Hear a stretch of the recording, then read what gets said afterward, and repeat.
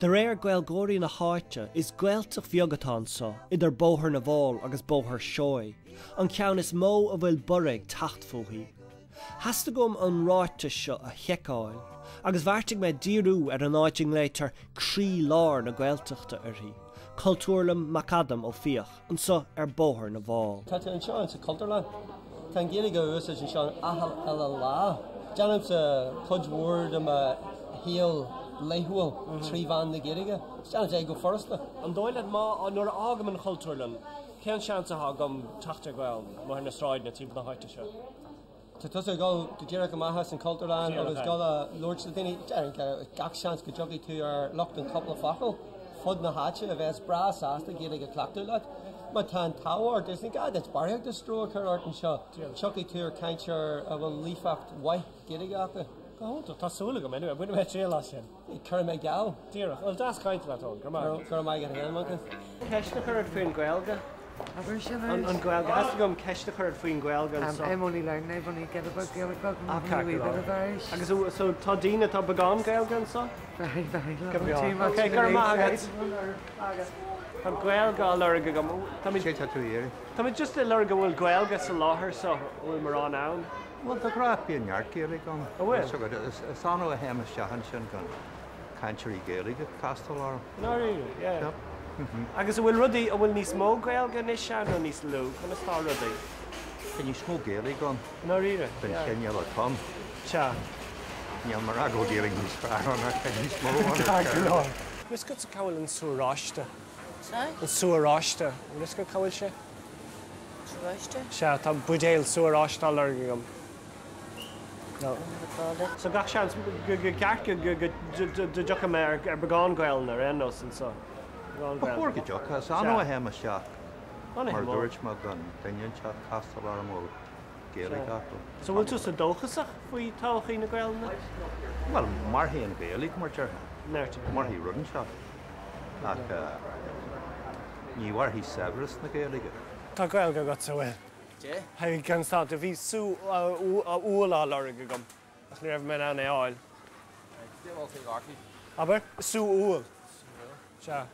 Well, ní hingam tú. Oh, kind of mar joch mar isceach le aráisteán, ach mar le aráisteán nó úlán.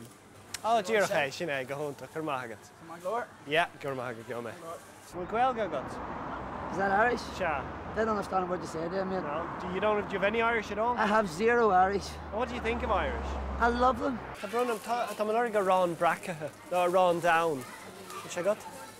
Made. On áiting an socht tá sé down. If I go around here, will I find any people with Irish, do you reckon? I reckon if you went into that bar in there, you'd maybe find out of 100, you'd maybe find 10 people who could speak Irish. That's pretty good.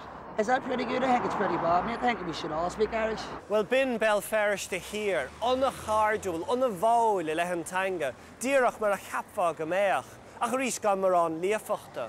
Ach tá rá phobal im Belferishta, agus ní féidlam an chahar seo agant, gan fechant ar dúis, cad a chapan winter shankill, fui an tanga. Speak Irish here and you're able to get yourself in a wee bit of trouble.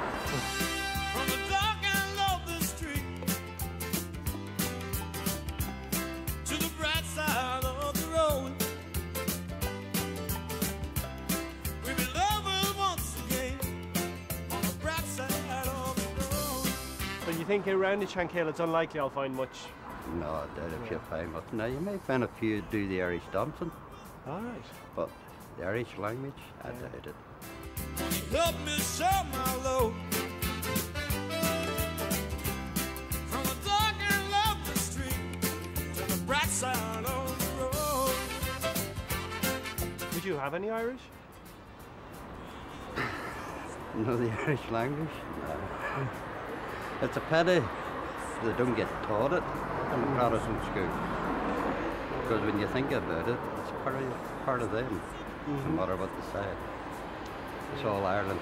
You know, John, I've been doing this journey around Ireland, just looking at the state of the language, but I was interested, what would your impressions be of it? Well, I think from a personal perspective and probably a broader perspective within the unionist community and the Shankill, it's basically something that's used as a political football. So how does a language become politicised? Well, I suppose from a a Northern Ireland perspective, the Republican movement have used it as a political battering ram. They've used it to say, you know, this is part of our history, this is part of our culture, you need to recognise it and you need to fund it. And it's also been used, I think, as a sort of up yours as far as the unionist community is concerned. Do you think it's a language that's going to die? Well, I hope not. Yeah. It's a lovely wee language. And even Gaelic, do you think it's a nice language, or do you? I haven't a bloody clue about Gaelic. Yeah. And Gaelic still, from what I've seen of Gaelic, there's still an awful lot of British words. So they, like a television has to be telefish. No, right, they had to they change it a wee bit, but it's a modern word and they're just trying to add a wee bit on it. That's a wee bit stupid, you know. Good to speak to you. Thanks. It's very nice speaking to you. Thanks very much. What channel are on? It's for TG Cahar, telefish na ground. Oh, is he from the south, eh? That's it. You're not very, you don't sound very southern. Why not? You sound very polite for a southern. See, when I went down the south, I always fished, and they were really rough, no mayo and all. Ah, right. They talk it now. Fair they can talk it for the Irish. It's true. Oh, they're rough as hell, so they are. It's true. Well, actually, all right too. That's kind to that. Thanks very much. Okay. Listen as the wind blows from across the great divide. Voices trapped in yearning, memories trapped in time. Well, sin túisceart éire nach mór clúda fada gom. Ach tá áit bhain eile go gaithe mé dul, agus sé sin dún an gáil, sé sin me chéad stad eile an dros seo.